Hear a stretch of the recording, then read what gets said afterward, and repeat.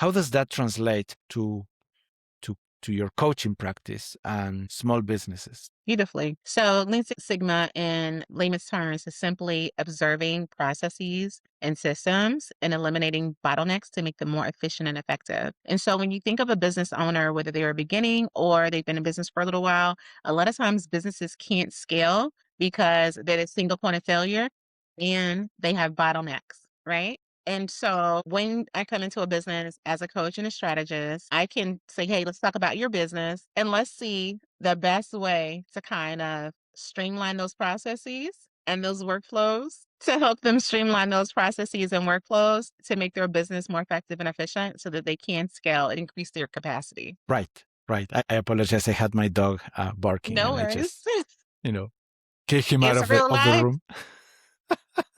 Yeah, yeah, yeah. He's a lovely schnauzer. And we kind of train him not to bark, but every once in a while he does. So He's a dog. yeah, yeah, yeah, yeah. Anyway, coming back to the processes, I find that very interesting because I work on the corporate world Mhm, where you have a lot of red tape to follow through, right? And mhm, everything has to, But then I bootstrap my own company, and you have a blank canvas where you mhm. can do everything, and that is frightening at first, but also you can get away with less red tape. But then you start finding that you do need red tape. You need formality on the processes You too. to avoid issues, right? Avoid mistakes, right? So being able to convey that there is a value and benefit of implementing Yeah, these workflows, checks and balances, and systems that allows you yeah, to for run the sure. business more efficiently. Yeah. So in your Navy years, you work on obsolescence and risk mitigation, right? Mhm.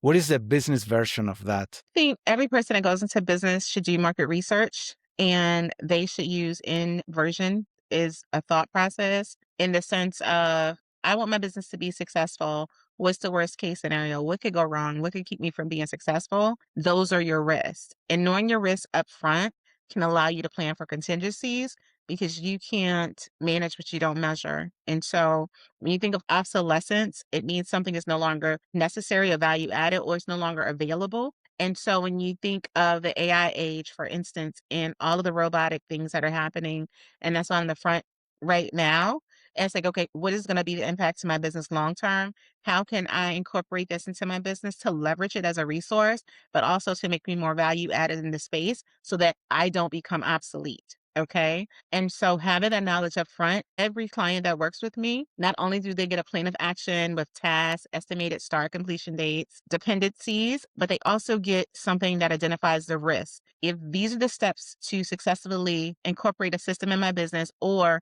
to successfully launch my business, whatever the plan of action is for, based on the needs of that client, then they also get something that says these are the risks to prevent me from accomplishing this in the journey, right? Because they need to be situationally aware because the moment that it's a thought, then it's like, okay, now I'm not ignorant to it. Now I'm aware of it and now I can plan for it.